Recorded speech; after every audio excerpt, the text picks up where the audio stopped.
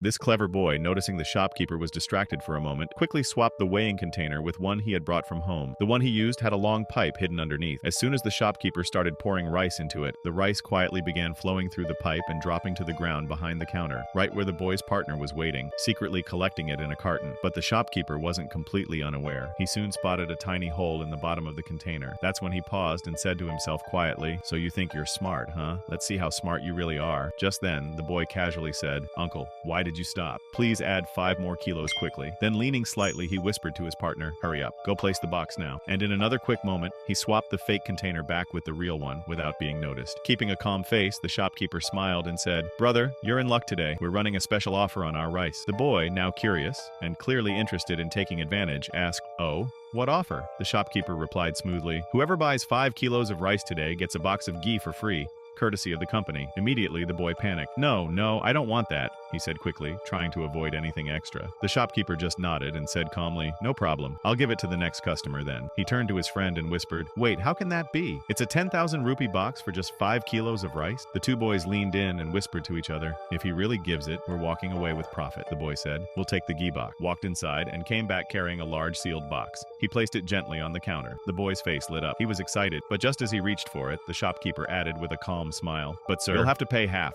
Only 5,000 rupees. The rest is on the company." The boy's friend immediately said, "That's fine. Even then, we're still saving 5,000 rupees." Without a second thought, the boy pulled out the cash and handed it over. Later, the two of them sat in a quiet spot, away from the crowd, ready to open the box and split their loot. With wide smiles and greedy hands, they tore it open, only to find stones. Both stared at each other. Their faces dropped as they realized they'd been fooled. The shopkeeper had given them a perfect taste of their own trick. No matter how clever you think you are, there's always someone smarter. Greed might seem like a shortcut to success, but in the end, karma doesn't miss.